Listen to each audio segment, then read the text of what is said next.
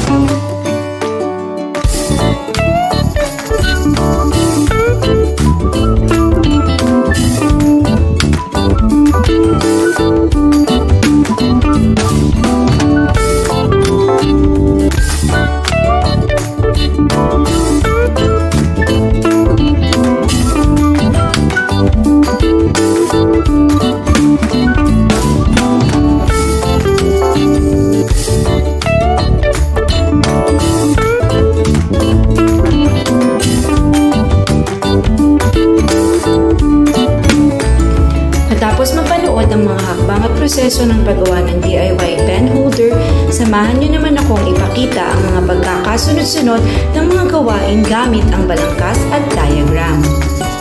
Ano ang balangkas? Ipapakita ng mga plano na ginagamit upang magbigay ng organisado o sistema sa isang konsepto, ideya o proyekto.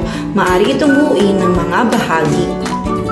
Ngayon, isaayos natin sa pamamagitan ng balangkas ang napanood na video ng guro. Ito ay isang halimbawa ng balangkas. Pagmasdang mabuti. Pinapakita sa balangkas ang pagkakasunod-sunod na pangyayari ng gawain.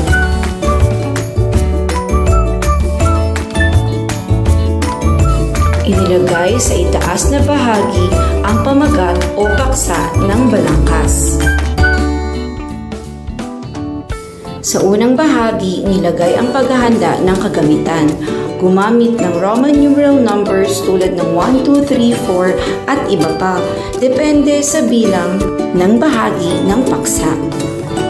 Isinulat ang mga detalye na tumutulong o sumusuporta sa bahagi ng paksa. Nilagay ang mga kagamitan at paalala. Gumamit ng maliit na titik tulad ng A, B, C, D at iba pa upang malaman na ito ay ang mga sumusuporta o tumutulong na detalye sa unang bahagi. Ang Roman numeral bilang 2 naman ay tumutukoy sa susunod na bahagi ng paksa o hakbang. Gumamit muli ng maliit na titik tulad ng A, B, C, D at iba pa upang malaman na ito ay ang mga sumusuporta o tumutulong na detalye sa ikalawang bahagi. Subukan naman natin ang paggamit ng diagram. Ano ang diagram? Isang biswal na representasyon o guhit na nagpapakita sa pagkakaugnay ng iba't ibang bahagi ng isang sistema, pamamaraan, bagay, o ideya. Madalas itong ginagamitan ng mga arrow, mga linya, hugis, at may iba't ibang disenyo upang maipakita ang ugnayan ng mga impormasyon. Sa diagram, isinusulat ang paksa o pamamaraan na ipapakita. Makikita natin na ang mga hakbang ay nilagyan ng bilang at arrow upang malaman ang pagkakasunod-sunod nito. Isa lang ito sa marami pang uri ng mga diagram. Ating tuklasin ang ibang mga diagram sa susunod na aralin.